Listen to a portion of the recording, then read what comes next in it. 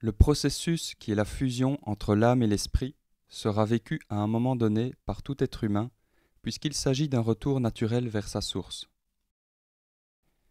La fusion est en fait l'intégration par l'ego, qui se trouve sur le plan physique, de l'énergie de son esprit, qui se trouve sur le plan surmental. Cette fusion ne se fait pas du jour au lendemain, on pourrait même parler de plusieurs fusions progressives, jusqu'à l'intégration du principe de l'amour, correspondant à l'esprit universel sur le plan supramental.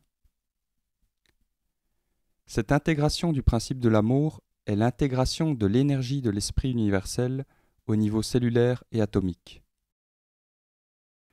D'où l'importance du corps physique qui est le véhicule et le réceptacle qui doit supporter cette énergie colossale résultant de ces fusions. Cela se produit donc de manière tout à fait organique lorsque c'est le temps. Il est à ajouter que le corps physique porte également tout le bagage relié à l'âme, aux mémoires personnelles et également transgénérationnelles, tous les résistances et divers blocages conscients et inconscients qui peuvent survenir lors de ces intégrations. L'énergie de l'esprit et de l'esprit universel, descendant de plus en plus profondément dans les corps physiques et subtils, viennent dissoudre tout ce qu'il reste de résidus. Tout ce que l'ego peut faire est de préparer le terrain en purifiant, rééquilibrant, harmonisant ces différents corps, physiques, émotionnels, mentaux et subtils énergétiques, pour que l'intégration se fasse de la manière la plus fluide et naturelle. Il devra cependant s'armer de patience et de courage, car il n'évitera pas certaines souffrances ressenties, sur différents plans subtils et jusqu'au corps physique, provenant de la déchirure initiale. En effet, pour que l'esprit universel puisse s'incarner en tant qu'ego sur le plan matériel, il a dû se séparer d'une partie de lui-même, de son énergie, lors de sa descente vers des plans plus denses.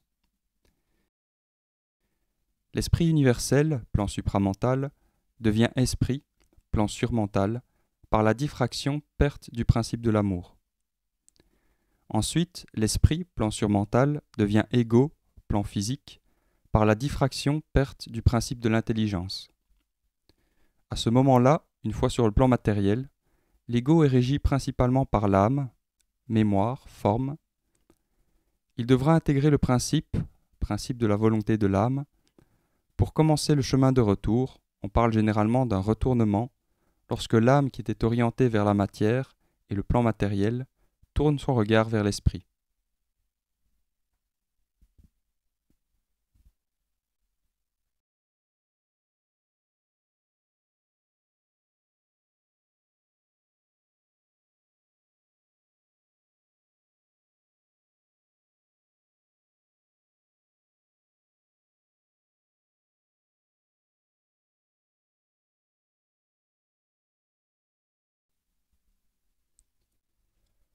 Reprenons étape par étape avec un schéma pour support afin de mieux visualiser la descente de l'esprit dans la matière.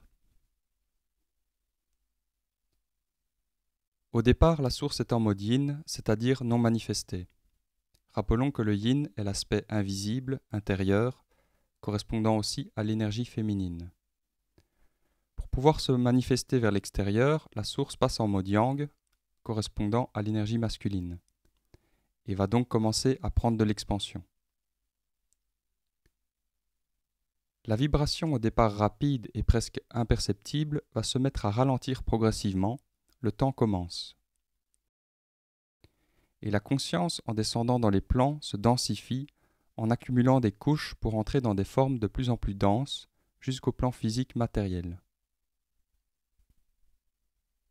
Lors de sa descente, la conscience diffracte son énergie primordiale. Elle perd d'abord le principe de l'amour et passe du plan supramental au plan surmental. Et ensuite le principe de l'intelligence et passe du plan surmental au plan physique de l'ego. C'est là où nous nous trouvons aujourd'hui, au plus bas du spectre, où le niveau de densité est le plus élevé, la vibration est ralentie au maximum, d'où l'impression de solidité. C'est sur ce plan, le plan matériel et physique, que tout se joue. L'ego, pour entamer sa remontée, doit réintégrer toute l'énergie perdue lors de sa descente. Toutes ces intégrations se font dans le corps physique. Le principe de la volonté est le premier principe qu'il doit intégrer.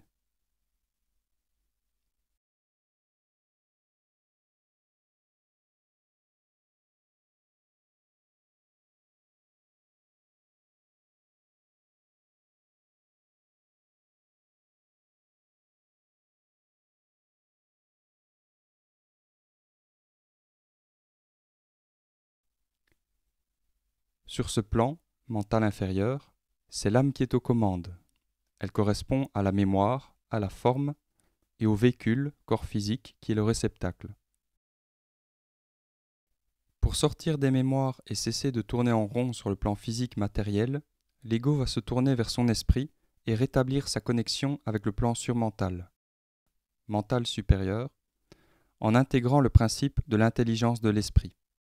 Deuxième principe.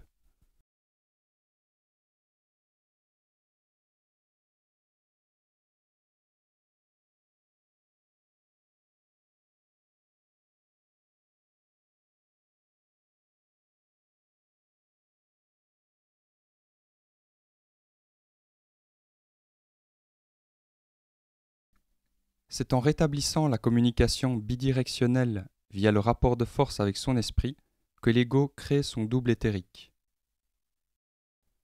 Le double éthérique est un véhicule ou corps de lumière qui se crée sur le plan surmental au fur et à mesure des intégrations, lorsque l'individu est capable de contenir le feu de son esprit, l'identité de l'esprit, la colère, sans diffracter sur lui-même ou sur autrui. À partir de ce moment, l'ego cesse d'être le jouet de sa programmation et de ses mémoires, identification, projection, etc. et commence à percer le voile qui était posé sur sa conscience, lui empêchant de voir l'ensemble du tableau. Il intègre enfin le principe de l'amour, troisième principe, qui lui donne accès au plan supramental et à son couple cosmique. Il sort définitivement de la matrice de temps.